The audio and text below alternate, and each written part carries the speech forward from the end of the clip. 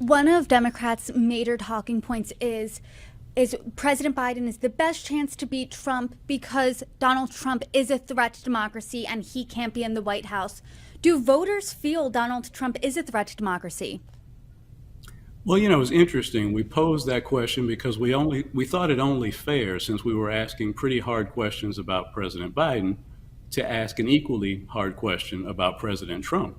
And 53% of voters in this survey believe that Donald Trump is a threat to democracy.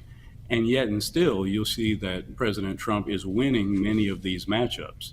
So, despite their concerns about him, there are some that will still give him another chance, given the current matchup between he and President Biden. The poll shows that Biden won't beat Trump, but Vice President Harris will. Do you think that this survey shows that voters are willing to replace President Biden and that's Democrats' best plan to win the White House in 2024? Well, I think there's a couple of things that you have to consider. Touching again on the democracy question for a moment, no party affiliation voters, third party, no party voters, by a very wide margin, believe that President Trump is a danger to democracy.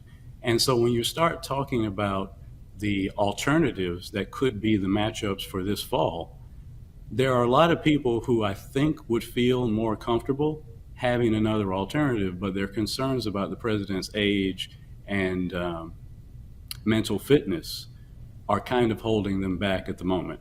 Not to say that perhaps the president couldn't overcome those objections, but he would have to show many of these voters that he still has the ability to do the job for another 4 years.